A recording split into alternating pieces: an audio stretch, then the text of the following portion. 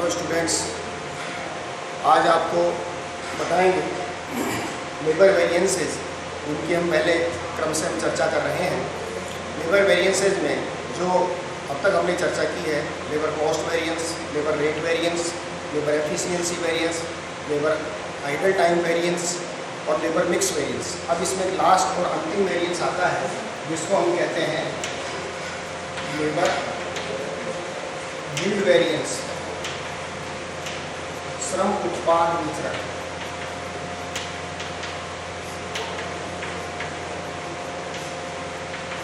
श्रम उत्पाद विचरण, जैसे मटेरियल में यील्ड वेरिएंस हम निकालते हैं सामग्री के अंतर्गत, उसी तरह से श्रम उत्पाद विचरण इसमें हम याद करते हैं। तो श्रम उत्पाद विचरण क्या होता है? श्रम उत्पाद विचरण में ये जब इसमें हम तुलना करते हैं वास्तविक उत्पादन की और प्रमाप उत्पादन की, तो प्रमाप उत्पादन और वास्तविक उत्पादन में जो फर्क होता है उसकी वजह से ये विचरण उत्पन्न होता है। तो इसकी गणना हम किस प्रकार से करें? प्रमाप उत्पादन, क्योंकि उत्पाद जो होता है, प्रोडक्ट जो आता है, उसमें जितना हम इनपुट डालते हैं उतना कभी भी आउटपुट नहीं आता। उसमें कोई ना कोई लॉस अवश्य संभावी होता है, उसमें कुछ ना कुछ कमी जो है वो अवश्य होती है। तो उस कमी के कारण यील्ड जो है उतना हमें नहीं मिलता जितना हमको मिलना चाहिए। लॉस का हम प्रिडिक्शन करते हैं कि लॉस 5% होगा, 2% होगा, 8% होगा, 10% होगा, लेकिन जब वास्तव में हम जब वस्तु का उत्पादन करते हैं तो वो लॉस कम या ज़्यादा हो सकता है। हमारे अच्छे नियंत्रण की वजह से, लागत नियंत्रण की हमने अच्छी तकनीकें संस्था में काम में ली है, उस वजह से वो लॉस जो है वो कम से कम हो सकता है। और यदि ध्यान नहीं दिया, मैनेजमेंट प्रॉपर नहीं है, अच्छी तरह आपने कंट्रोल नहीं किया, तो आपके कॉस्ट जो है वो ज़्यादा हो सकती है, यानी उत्पादन, आपका वास्तविक उत्पादन कम भी हो सकता है। तो ये वास्तविक उत्पादन और जो प्रमाप उत्पादन है, इसमें जो फर्क होता है, अंतर आता है, उस अंतर के कारण जो विचरण उत्पन्न होता है उसको हम श्रम उत्पाद विचरण कहते हैं। और जो श्रमिकों के वर्किंग आवर्स के कारण जो उत्पन्न होता है उसको हम श्रम उत्पाद विचरण कहते हैं। अब इसकी गणना कैसे करेंगे? अब देखिए, इसमें एक बात ध्यान रखने की है, labour yield variance equal to actual yield minus standard yield into standard rate. तो ये जो है पॉजिटिव आएगा तब तो ये होगा फेवरेबल, और यदि ये निगेटिव है तो ये होगा एडवर्स। अब आप कहेंगे कि इसमें तो हम एक्चुअल में से स्टैंडर्ड घटा रहे हैं तब ये पॉजिटिव आ रहा है, फेवरेबल हो रहा है। जब अब तक हमने जितने भी वेरिएंस देखे हैं उनमें सभी में हमने स्टैंडर्ड में से एक्चुअल को जो है वो घटाया है, और स्टैंडर्ड यदि ज़्यादा आता है एक्चुअल से तब वो पॉजिटिव होता है, अदरवाइज नेगेटिव होता है। तो ये एक तरह से उसका बिल्कुल अपोजिट, क्योंकि जो श्रम घंटे में उत्पादन होगा वो वास्तविक उत्पादन यदि ज़्यादा होता है तभी जो है वो पॉजिटिव इसके अंदर जो है वो आएगा। तो इसलिए इसको इस प्रकार से इसमें याद करेंगे। अब यहाँ पर एक्चुअल यील्ड, ये तो प्रश्न में आपको दिया होगा। स्टैंडर्ड यील्ड का मतलब क्या है, इसको थोड़ा सा समझिए। स्टैंडर्ड यील्ड का मतलब है standard yield from standard mix. जो स्टैंडर्ड मिक्स हमने बनाया है उसके आधार पर स्टैंडर्ड यील्ड जो है वो कितना है, वो स्टैंडर्ड यील्ड इसके अंदर हमको जो है वो याद करना पड़ेगा। तो ये स्टैंडर्ड यील्ड हम कैसे निकालें, इसका फॉर्मूला है स्टैंडर्ड यील्ड का। और वो क्या है? Standard yield upon total standard mix into total actual mix, या इसको टाइम कह सकते हैं। जैसे मिक्स शब्द हमने काम में नहीं किया, हमने टोटल स्टैंडर्ड का जैसे मिक्स वेरिएंस जो हमने निकाला था वही फार्मूला यहाँ पर है। उसमें स्टैंडर्ड क्वांटिटी या स्टैंडर्ड टाइम हम जो है उसमें मटेरियल में स्टैंडर्ड क्वांटिटी लेते हैं और लेबर में स्टैंडर्ड टाइम हम यहाँ पर लेते हैं। तो standard time upon total standard time और टोटल एक्चुअल टाइम वही यहाँ पर लेते हैं। तो आप वही शब्द याद रखिए, मिक्स का शब्द याद मत रखिए, टोटल एक्चुअल टाइम और टोटल स्टैंडर्ड टाइम, और इसमें स्टैंडर्ड यील्ड से इसको मल्टीप्लाई करेंगे तो आपके लिए स्टैंडर्ड यील्ड इसके अंदर जो है वो याद हो जाएगा। तो एक तो इसमें स्टैंडर्ड यील्ड आ जाएगा, एक इसमें नई चीज़ है स्टैंडर्ड रेट। तो स्टैंडर्ड रेट हम कैसे निकालेंगे? ऐसा, तो स्टैंडर्ड रेट जो हम निकालेंगे वो हम निकालेंगे स्टैंडर्ड कॉस्ट ऑफ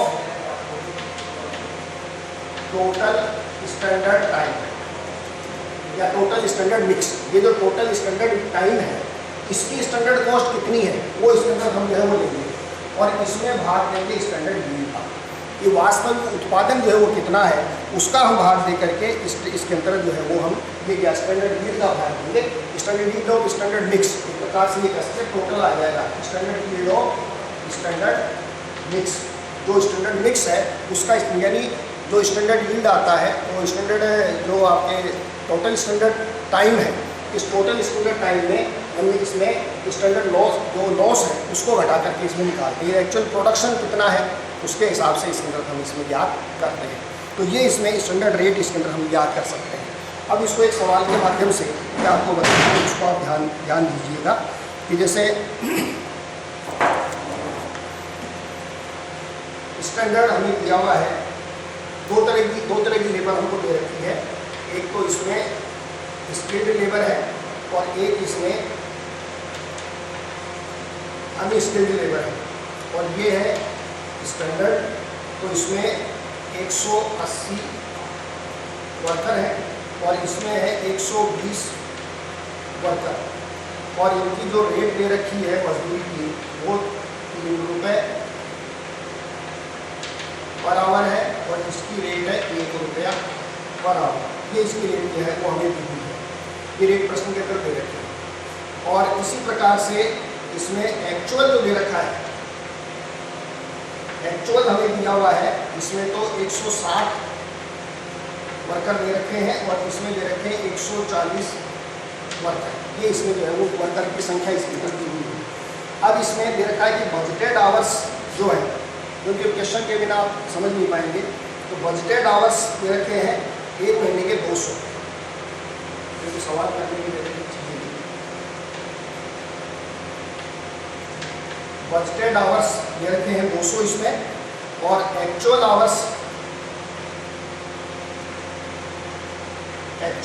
हमें दे रखे हैं इसमें 180। जो बजटेड आवर्स हैं ये 180 ये दे रखे हैं, और बजटेड प्रोडक्शन हमें दे रखा है इसमें 5000 यूनिट, 5000 यूनिट है, और लॉस 20% इसमें लॉस है, और ये एक्चुअल जो प्रोडक्शन है ये दे रखा है 4200 यूनिट। ये 4200 यूनिट हमें दे रखा है। अब इसको करने के लिए आपको पहले एक टेबल बना करके, और इसमें हमें ये हमें चाहिए, हमें जो फॉर्मूला है इसमें चाहिए एक्चुअल यील्ड चाहिए, स्टैंडर्ड यील्ड चाहिए और स्टैंडर्ड रेट चाहिए।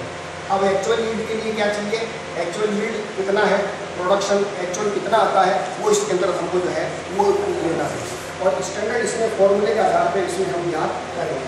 तो एक्चुअल यील्ड है, ये तो आपको इसमें दे रखा है, एक्चुअल प्रोडक्शन 4200 का ये इसके अंदर दिया हुआ है। स्टैंडर्ड यील्ड हमको इसमें याद करना है, तो पहले हमें टोटल स्टैंडर्ड टाइम और टोटल एक्चुअल टाइम जो है वो इसमें हमें कैलकुलेट करना पड़ेगा। तो उसके लिए एक टेबल आप इसमें बनाएंगे, जैसे बनाइए आपने स्किल्ड और अनस्किल्ड। तो इसमें ये 180 इंटू आवर्स कितने दे रखे, बजटेड आवर्स दे रखे हैं 200, तो ये हो गया आपके 36,000, और इसके हो गए 120 गुणा 200, ये हो गए आपके 24,000, तो ये हो गए 60,000 घंटे, 60,000 आवर्स ये इसमें हो गए। अब इसकी स्टैंडर्ड कॉस्ट यदि अपन निकालें तो इसको गुणा करेंगे कितने रेट से, स्टैंडर्ड रेट क्या करेंगे आपको 3 रुपये, तो ये हो गया 1,08,000 हो गए, और ये हो गया 1 रुपये से 24,000, तो 1,32,000। ये आ गई आपके standard cost of standard mix. ये कहाँ काम आएगी, यहाँ काम आएगी। Standard cost of standard mix जो है वो यहाँ पर हमारे काम इसके अंदर आएगी। अब इसी तरह आप एक्चुअल लेंगे, एक्चुअल टाइम लेंगे, तो एक्चुअल टाइम में देखिए कर्मचारी कितने थे, इसमें 160 थे, इसमें 140 थे, इसमें 160 और इसमें 140 कर्मचारी जो है वो इसके अंदर दिए हुए हैं। अब इनका जो आवर्स कितने दे रखे हैं, एक्चुअल आवर्स दे रखे हैं 180, और इसको करेंगे 180 से, इसको भी करेंगे 180 से, तो ये हो गया आपके 108 और 28।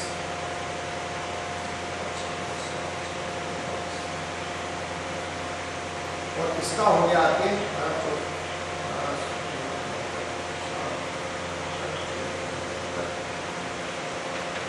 25,200।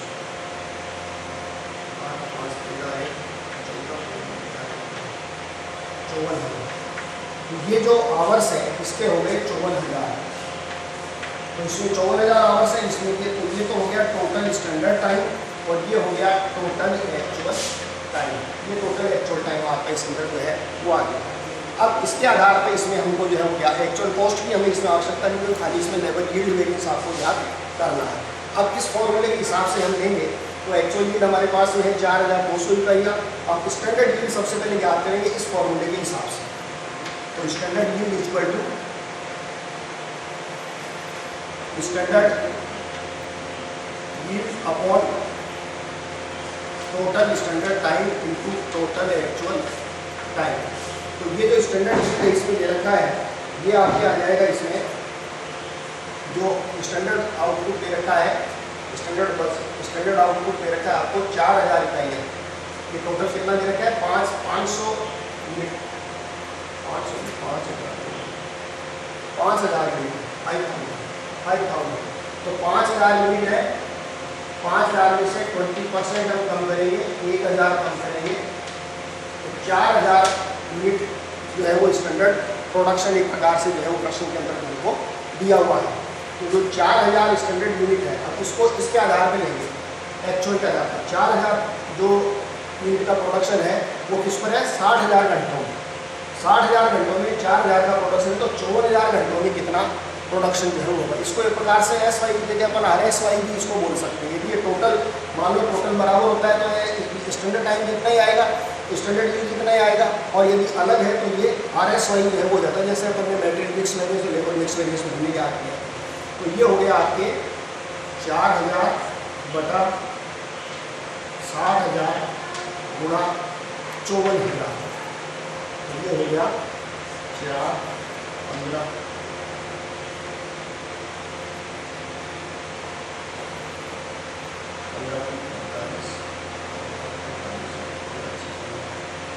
3600 यूनिट। ये हो गया 3,600 यूनिट। तो अब हमारे पास एक्चुअल यील्ड आ गया। एक्चुअल यील्ड दे रखा है आपको 4,200, स्टैंडर्ड यील्ड हो गया 3600। ये दोनों चीज़ें तो हमारे पास आ गई, एक्चुअल यील्ड और स्टैंडर्ड। अब हम स्टैंडर्ड रेट इसमें जो है वो और कैलकुलेट करेंगे। तो स्टैंडर्ड रेट कैसे निकालेंगे, तो ये देखिए आप इधर स्टैंडर्ड रेट बराबर है। तो स्टैंडर्ड रेट का ये formula standard cost of total standard time. तो standard cost of standard time दे रखी है आपको 1,32,000 बटा standard yield of standard mix. तो standard yield of standard mix ये कितनी दे रखी है आपको, ये दे रखी है स्टैंडर्ड यील्ड हमने निकाला था ये 4,000। तो ये आ गया आपके 4,000। तो इसकी रेट आएगी 4 की 12 1 4 की 12 33 रुपये इसके अंदर जो है वो इसकी ये स्टैंडर्ड रेट जो है वो आ जाएगी। अब इस फार्मूले में रख के आप लेबर यील्ड वेरिएंस जो है वो याद कर सकते हैं। तो जैसे इसको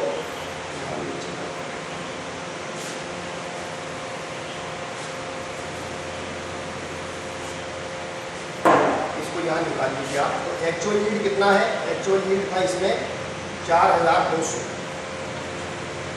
और स्टैंडर्ड यील्ड कितना निकाला आपने 3,600 और रेट कितनी आई है, स्टैंडर्ड रेट आई है 33 रुपये।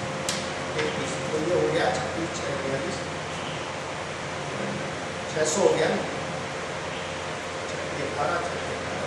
19,800। ये वेरिएबल ये इसमें आपके लेबर यील्ड वेरिएंस जो है वो आ जाएगा। तो इस तरह से ये वेरिएंस जो है वो आपके कंप्लीट हो गए।